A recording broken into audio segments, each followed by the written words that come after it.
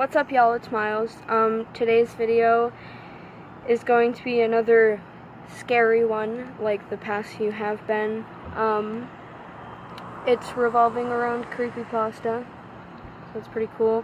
This one is the top 5 creepypasta that will apparently scare you silly. So number 5 is 1999. Simply known as 1999, this story is one of the most realistic and chilling urban legends on the internet. The tale follows the journey of a Canadian blogger named Elliot as he tracks down the meaning of a mysterious TV channel that he watched in the year 1999. He remembered it being extremely sketchy, and in hindsight, he realized that it was most likely run by a local predator. To top it all off, Elliot also realized that the crazed man in the show was torturing and killing children while wearing a bear costume and calling himself Mr. Bear. Have you ever heard of this? No? There were only a couple of shows that aired on this mysterious channel, but most likely because it was only operational from 4 p.m. to 9 p.m. The first show was called Booby and featured characters that were live-action, hands-on top of a table, which was an obviously very low budget. In fact, during an episode titled Playing with Scissors, Booby appeared to be holding a pair of scissors while another, smaller hand was jerking violently in the background as if it were being forcefully held in the air. Next up on the psychotic schedule is Mr. Bear's Cellar, which featured the mentally unstable man dressed up as Mr. Bear. What actually went on during the Mr. Bear episodes are too gory to describe here, so if you want to read the rest for yourself, I'll make a video on it at some point. Eventually, the police intervened and shut down the sadistic TV channel for good. So, the story was, Mr. Bear would invite, children from the age of 5 to 9 to come to his house to be on the show with him, and, he would give them presents or whatever, and the police found that he had killed 17 children between the ages of 4 to 13, and he burned his house, which had all of the already dead bodies in it, and literally burned their dead bodies. It's pretty fucking crazy.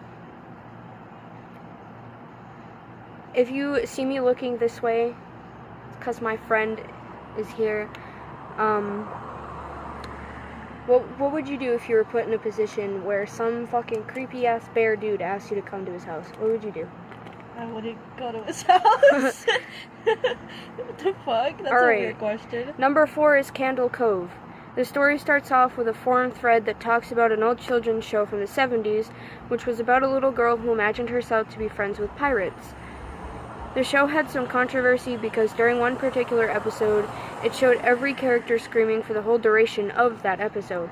All they did was literally stand in one place and scream, while the little girl moaned and cried like she had been going through hours of this. As memories of the show we shared back and forth between the commenters on the thread, it became clear that beneath the show's cute and low-budget appearance, there was something dark and disturbing. By the end of the comment section, it was implied that the show was much more sinister than a half-remembered childhood memory. One particular memory that really stood out was the main villain of the show, a skeletal character called the Skin Taker. Apparently his mouth slid back and forth instead of opening and closing. A commenter even recalled that when the little girl asked him about his mouth, the Skin Taker ignored her, looked directly at the camera, and responded to grind your skin. As it turns out, one of the commenters got curious about the legitimacy of the show, so he asked his mother if she remembered a 70s kids show called Candle Cove. She was genuinely surprised that even he remembered it. Apparently, he would ask her permission to watch it and then proceed to tune the television to static to watch dead air for 30 minutes. It's weird. Alright, number 3 literally scares the shit out of me. I'm not even kidding. I've come in contact with this creepypasta, you would say, in an episode of Sleep Paralysis. Number 3 is called The Rake. In 2003, in northeast United States, there was an incident involving a strange human-like creature which attracted a lot of attention from the local media. After the story initially broke, most online and written documents were mysteriously destroyed. Although these accounts were gone, sightings of the creature continued to become even more frequent. What's odd is that many people reacted differently to the creature. In fact, the emotions experienced ranged from traumatic levels of fright to almost childlike sense of curiosity. The sightings continued, and so the hunt for more information began. Finally, in 2006, a collaboration of various researchers made a chilling discovery. They had unearthed nearly 24 documents dating from the 12th century to present day, all of them describing various sightings of the creature called the Rake. The sighting that stood out the most was a woman's account that dated from the same year of the discovery. A synopsis is provided below. So, a woman awoke in the middle of the night and accidentally ended up waking her husband as well. She apologized, and her husband turned around to look at her. He gasped and immediately grabbed his wife, fearing for her safety. At the foot of their bed, sitting and facing away from them, was the infamous creature which was described to look like a big, hairless dog. While the couple's eyes were still adjusting to the dark, the creature sprang up and crouched less than a foot from the husband's face. It stared at him for a while, then made a dash for their children's bedrooms. The terrified couple immediately ran after it, fearing the worst for their children, but they were too late. They ran straight to their daughter's room, only to find her mutilated and close to death. As their daughter was dying, her final words were, "He is the Rake." Then, as mysteriously as it had appeared, the Rake disappeared, never to be seen again. If you've ever heard of sleep paralysis, or if you haven't, it's basically kind of like lucid dreaming, but it's the darker side. What happens in sleep paralysis is you wake up mid-sleep, like your brain is conscious, but your body is not. You can open your eyes, but you can't move your body, and you can't make a sound either.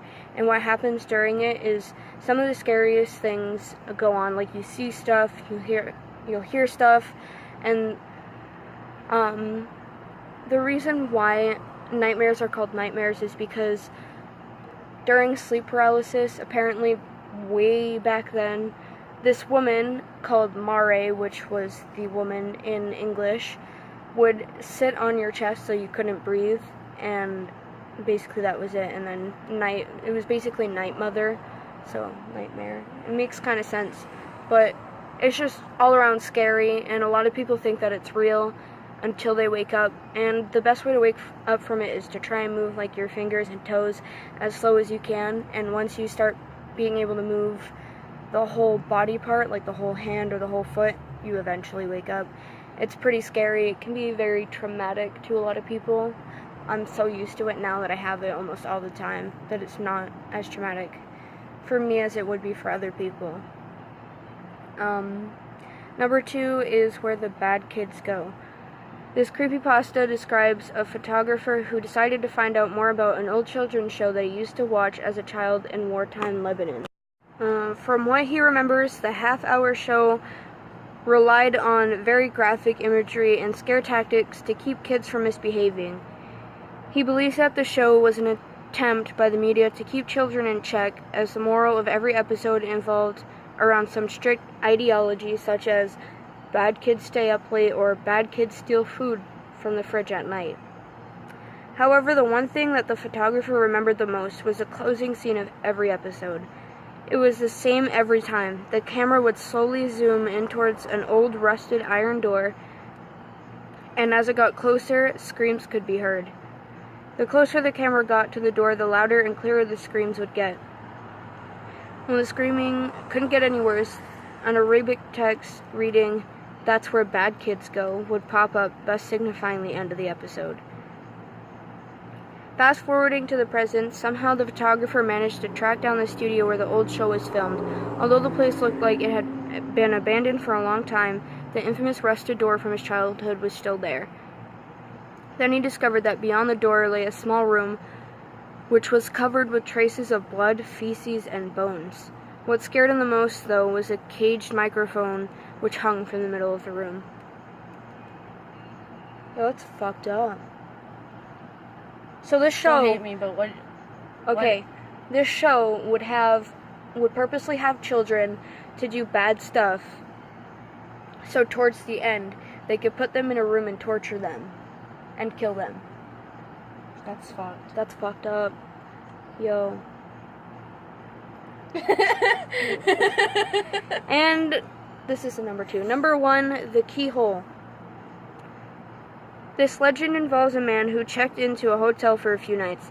After he obtained his room key, the woman at the front desk warned him that there was a door with no number on the way to his room.